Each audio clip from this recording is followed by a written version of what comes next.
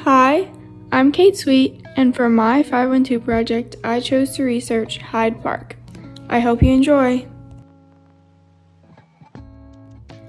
Something surprising that I learned about Hyde Park is that it is a historical district, which means that if you want to build in the neighborhood, you have to get city approval.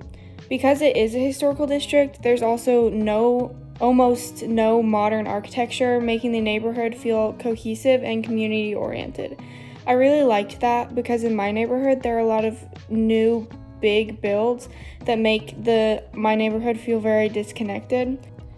What's also cool is that we drove by a newly built hotel, and even though it was new, it matched the neighborhood and it looked cohesive with its surroundings. The architecture of the houses in Hyde Park now is really similar to how they looked when Hyde Park was first built, which is pretty similar to the Queen Anne style or the Victorian style. And so now you can see there's a good mix of Victorian houses, and also there's added suburban bungalows. And so when you're driving through, you can see the difference.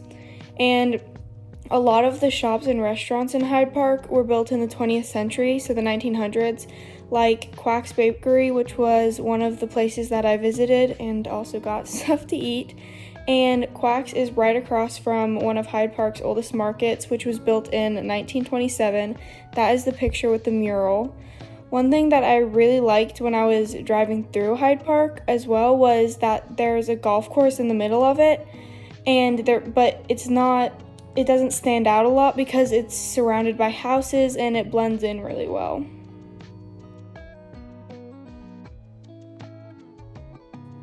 In April of 1840, the state of Texas patented 396 acres of land to a man named Thomas Gray. Also, a patent is basically a land grant from the state to an individual. In 1890, Colonel Monroe Shipe bought the land that he later created into Hyde Park, Austin's first suburb, for $70,000, which today would be around $2 million.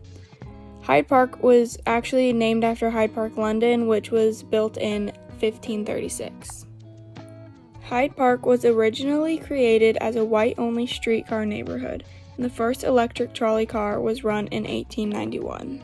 That same year, Hyde Park Elementary School was built, and 48 years later, Lee Elementary was built, which is still standing today. In 1941, Hyde Park had its 50th anniversary and cable cars officially stopped running. One of my favorite things that I visited in Hyde Park was the Elizabeth Ney Museum. Elizabeth Ney was a German-American sculptor who studied at the Academy of Arts in Munich, Germany. She created sculptures of many royalties and other famous figures in Germany before moving to Texas in 1872 with her husband. Where the museum is now standing, she originally created it as her studio, where she sculpted some of her most famous pieces of Stephen F. Austin and Sam Houston, which are now in the state capitol. When we went inside the museum, we saw many replicas of her sculptures and lots of information about her.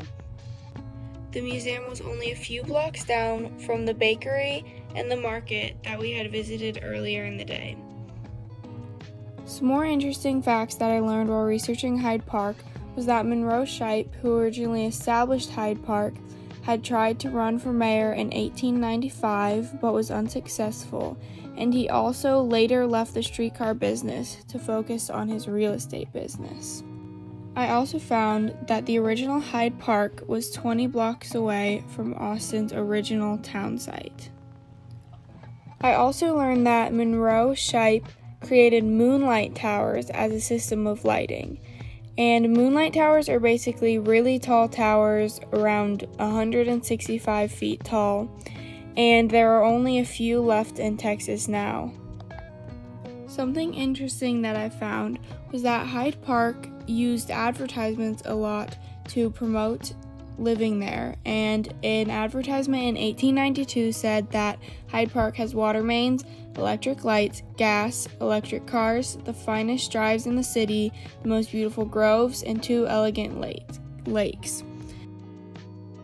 I think my favorite thing I learned while researching Hyde Park was learning about the architecture and how it's changed over time, and about who Elizabeth Ney was, who I had never heard of prior to this project. Thanks for watching my 512 project. I hope you enjoyed.